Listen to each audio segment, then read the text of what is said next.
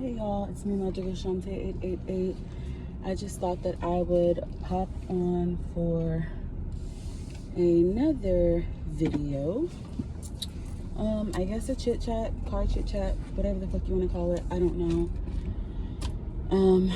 Just whatever pops up in my brain and whatever I feel like needs to talk, what I need to talk about. Nothing real crazy, just I consider it good news, you know. Oh shit.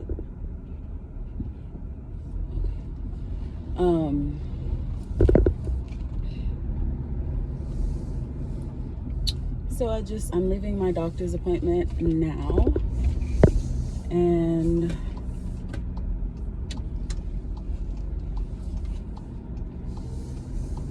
I feel like my appointment went pretty good. The concerns about the baby and stuff, like, still there, but nothing like too crazy to where I have to be like overly stressed. Now it's just gonna be on me, like, go ahead. Okay.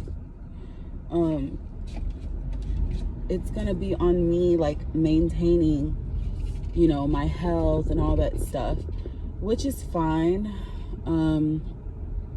because that needs to be done anyways. But I have way more pressure now to really just work on things and like maintain, you know, certain things, like what I'm eating, what I'm drinking, all of the things that I'm consuming into my body, maintaining my blood pressure and all of these things, so that way whenever I have the baby, he's healthy and I don't have any, you know, complications with him being born. So I'm grateful for that news. I'm grateful that there is nothing wrong with him, like, physically. So that is excellent news for me. I'm ecstatic about that. Ecstatic. So give me 1 second, let me pay this ticket.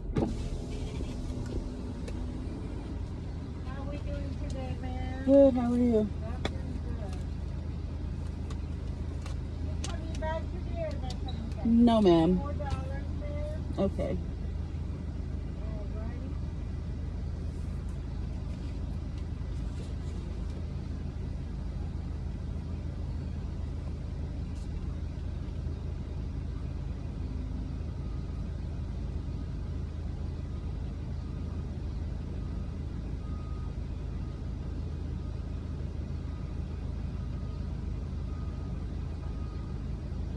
Thank you, man. You have a blessed day. Thank you, you too.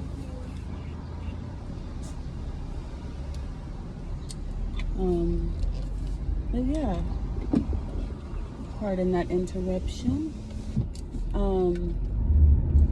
I'm also grateful that the specialist that I have helping me is doing what they need to do, not to mention they're Black. Like, both of the doctors that I have helping me with my high-risk pregnancy are Black. So that makes me feel even better, because if you know anything about the crisis in women giving birth, but it's even higher in Black women, because they don't listen to us whenever we say, hey, I have pain, I'm in pain, I'm not, you know, this doesn't feel good, this doesn't feel right. They don't listen to us because most people think that Black people just can naturally take extra pain. And I really think that the really fucked up thing is that it has a lot to do with what Black people have endured way back in slavery. And this time, that since I've been pregnant, I have really taken the time to really reflect, like, what it was like for my grandmother, or even for my great grandmothers, to give birth. I mostly thought about my granny's mom, because I know that she didn't really, like, she lived in the country like most of her life. Like, she lived in the city, but probably not until she became an adult, and she started having kids very, very young. And so I can only imagine what childbirth was like, because as far as I don't know know she could give birth to them all in the hospital. She had, what, 9 or 10 kids? Okay, so first of all, that amount of kids, let's just take that in, which was not uncommon back in the 40s, 50s, you know, it wasn't uncommon. But yeah, she had about 9 or 10 kids. I can't remember. Like, I would have to sit down and think about all of my great aunts and uncles. You know what I mean? But I know she had a lot of kids. And my other great grandmother on my dad's side, I believe she had a lot of kids too. So that's, you know, and these are black women giving birth in the 40s and 50s, where there wasn't no colors allowed in the fucking hospital, let alone could you get any pain medicine. Like, I don't know what the experience was like for them, but I cannot imagine giving birth during that time and only being able to give birth at home. Like, now, giving birth at home is not a bad thing, because if I had the option to do that and I didn't have a high-risk pregnancy, I would. But this pregnancy for me is high risk, and I don't know after this if I'm going to be giving birth to any more children, and that's by choice. And I say that now, and then in the next 3 or 4 years I might feel differently, but as of right now, I'm just like, I don't see it, because this is enough. Like, weekly appointments and checking this and checking that, and I'm grateful to have the specialist that I have, and I'm grateful that I have the OBGYN that I have, because he noticed the signs early, and, you know, I'm going to get the help that I need. And I'm grateful. I'm like beyond grateful for that. So I'll complain, and I'm gonna fucking complain about the amount of time that it takes, and, you know, but these appointments are necessary to make sure that the baby is, that he's growing and functioning the way that he needs to grow. And, you know, there's a few small other things that really probably are not within my control, but there's most of it that is in my control, and I'm gonna do my best to make sure that, you know, I manage that. So that is that about baby. The next thing that I wanted to talk about is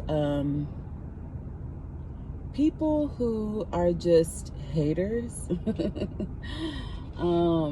People who are just natural fucking haters. Like,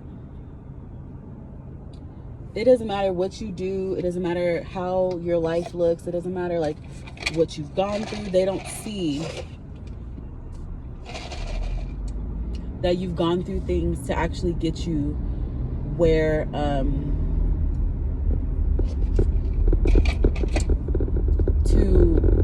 like, they don't understand that basically where you're at in life is basically your reward for getting through the shit that you've gone through.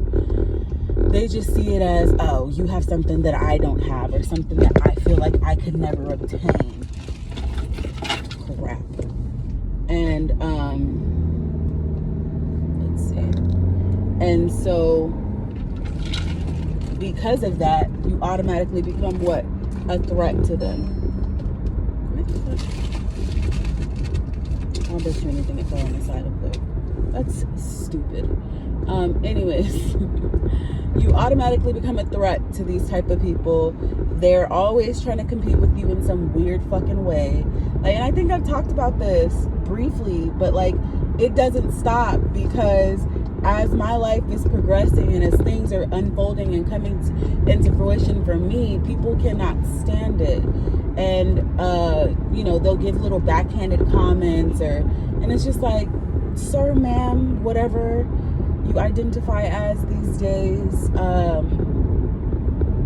First of all, you could never, like, there's no need to compete where you cannot compare. And I'm going to always say that, because I'm me. I'm only ever competing with me to be the best version of myself. I don't know how to be anything other than what I've been, and a better version of what I was yesterday or the day before. Like, I don't know how to, you know, so competing, like, it's a thing that I don't even really do. I don't. And it's probably my Virgo placements, because I'm just like, I'm not even going to try some shit if I know that I'm not going to immediately succeed. I will try new things, but if I do it and I'm just like, this is not really for me, I immediately put it down. I'm not going to keep on trying to be better at it, because I don't give a fuck enough. Again, that's probably, it may not be a good thing and it might not be a bad thing, but that's just me. But I just find it interesting how people who barely have a pot to piss in, barely have the things that they fucking need, have so much to say about me and how I don't have any needs right now. Not one. Not fucking one. Even if you do want to try to say something like, oh, well, you know, you were concerned about your health. Bitch, that's coming together too. Everything is coming together for me. And it can come together for you as well, as long as you focus on what it is that you need to focus on. That's how I get to where the fuck I need to get, because I'm not worried about what anybody else is doing. I stay in my own motherfucking lane at all times. And it's going to continue to be that for me. It's going to continue to be that for me, because that's what I do. And also, it's hilarious when people have so much to say about things that they never even had an opportunity to do. Maybe never even have the same type of opportunities.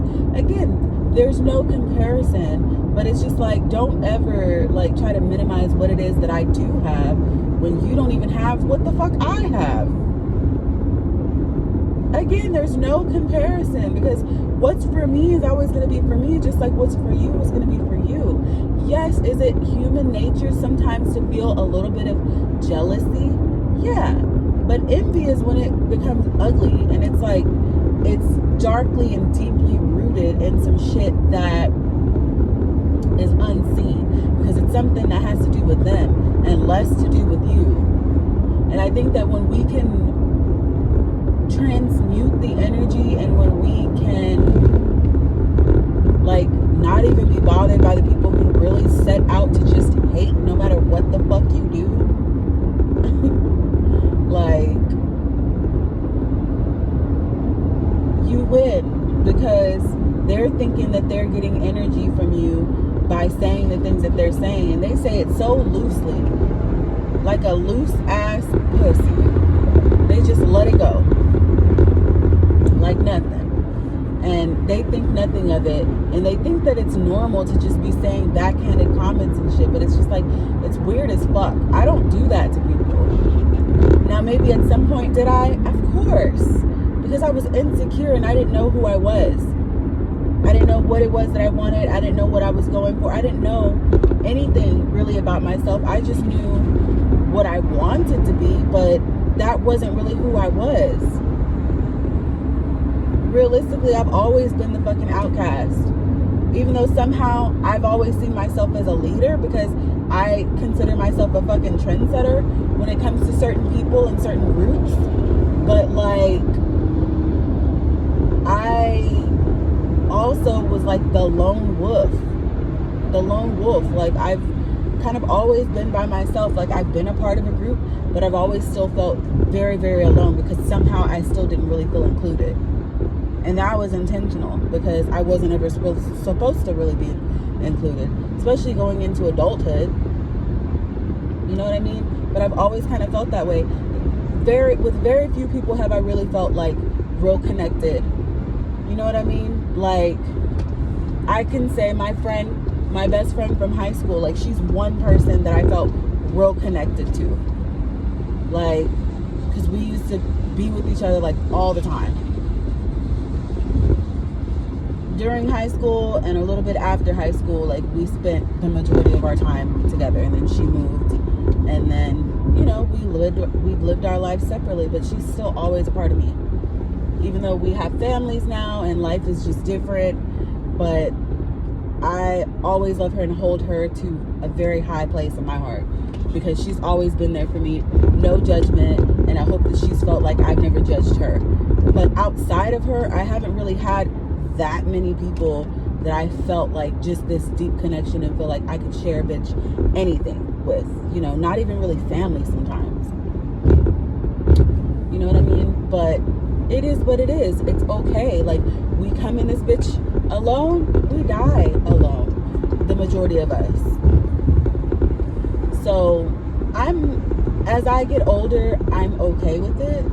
And I'm learning to find the balance of, like, you know, still having relationships and friendships and spending time with those people that I do consider friends, when it's time to hang out with them, you know? But as we're in adulthood, like, it becomes, you have to schedule a time. You can't just be like, oh, let's hang out, because everybody has lives. Everybody works. You know, if you work and you have kids or whatever the deal is, like, there's always something to do. So, you know what I mean? There is that. But back to, like, people hating and stuff, like, that's gonna happen, and it's just a part of life, fortunately. But unfortunately, fortunately, because sometimes your haters can teach you about yourself, and the things that you consider to be flaws, they actually may not be flaws, because those be the very things that people are hating on. Like, I can't really, I don't know, an example might be, like, you have a pretty smile, but you have a slight gap, okay? And you always feel insecure, and God forbid, you're hanging around a person who you're sharing this insecurity with, and you smile, and people are just like, oh my God, your smile is so, like, you're so cute. And you are hanging out with that person that you shared with, and they're secretly a hater of yours. Like, they'll try to use it against you, but the whole time they admire, just like other people admire, the fact that you are so cute with this gap. Like, I think that gaps are cute. Like, you know, but if you want to get braces, like, get braces. But I think that they're cute. I think that they set people apart. No pun intended, but literally, like, they set you apart because you don't look the same as everyone else. And it's so, I feel like it's so genuine. Like, it's cute most of the time. Anyways, that's just a good example of people hating, and, like, hating and things that you consider a flaw, like, it's actually not a flaw. I could ramble and ramble on, but yeah, like, haters are interesting. We can't live with them, certainly can't live without them. They definitely let us know where we stand in life. Every time you think that you're not doing shit and somebody comes along and they're hating, it reminds you, oh, I'm doing something right. I'm doing something right because I'm facing adversity. I'm facing people who really, really don't want to see me win. I must be doing something right. And it's also, but it's at the same time, like, it's not wrong to have people around you who do praise you and who are genuine. Like, it's about a balance. And most of the time, I do have people around me who support me and keep me balanced. But I do have those people in my life also who are just natural born haters. And it just is what it is. They're poor, unfortunate souls. Speaking of, okay, because I'm rambling, I went to go see the new Little Mermaid, and it was really good. Like, out of 5 stars, I give it probably a 3.5 or a 4. Like, it was really good. Maybe a 3.8. It was good. It was very good. I loved it. Not to mention, like, a black mermaid, and I think that Chloe Bailey is so cute. Like, Halle Bailey, Chloe and Halle, they're so cute. Like, I whenever I see them, I'm like, I'm so proud. I feel like a big sister. Like, I'm so proud of them with all the success in their career. I know that Chloe goes through a lot with her career, you know, people hating and, like, saying that she's overly sexual, but it's like, if I had a body like her, do you know? And I was her, like, if I was her age and I had her body, I would definitely be showing it the fuck off every chance that I get, because you only get one body. And her natural body, like if that's her natural body, like it is amazing. I'm pretty sure that it is, but like her body is bomb.com. Like, why would you not be showing that off? That's what I'm trying to figure out. Like, that's what I'm trying to figure out. But the movie was really, really good. My daughter loved it. Like, she was like, she's so pretty, mommy. She's so beautiful. I was like, she is. And I loved that my daughter had that type of representation on the big screen. Like, I love the original Little Mermaid. Don't get me wrong. I love it. But there's nothing like seeing your representation on TV or on the big screen. Like, there's absolutely nothing like it. It's like seeing Brandy in Cinderella. Like, honestly, it's the equivalent. Like, now my daughter is going to refer to it as the Black Little Mermaid, as she should. Nothing less, okay? So yeah, that's that. I think I want to see either the new Spider-Man or the Transformers movie. I think I'll be going to the movies a lot this summer because it's a thing to do inside. It's cool, you know, it's not too hot, all that stuff. But yeah, that is that. I don't know if I said my intro. I am Magical Shante 888. This was just a chit chat. Just talking about haters and update about my pregnancy and the Little Mermaid, just all of that good stuff. I hope that you have a productive week, a productive month as we go into June. I will try to make a little bit more content. I do have another video that I did last week. I'm debating whether or not I'm gonna put it up. I probably will. I probably should put that one up first because that one, was talking about the baby and like my concerns and stuff, which turned out to be pretty good. Like, everything is going pretty well with that little guy. So I'm beyond excited and blessed to know that that is what's going on. And as I mentioned, well, in that previous video, like, I will be transitioning out of where I'm at now. So I'm in the process of trying to pack, and it is something. Like, and it's been a long time coming. Like, I know about 2 years ago, I thought that I was gonna have to move and all this other stuff, and I ended up being able to stay, which was a big blessing for me. But the environment around here has shifted to not so great. So I'm grateful to be able to get out of here at the time that I'm getting out, because I can see that as summer is ramping up, the vibes around here are changing, and it is not lit in a good way. So I'm ready to go, ready to chunk the deuces. Me, my mom, and my granny, we're all, it's time to go. So that will be that. New chapters, new beginnings, and happy beginnings, and great things to come. And I expect nothing less. You know why? Because I deserve it, because you deserve it, we deserve it.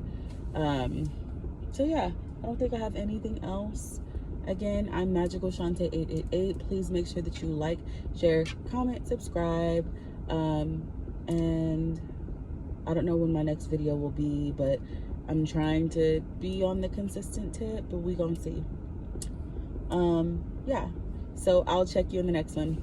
Peace.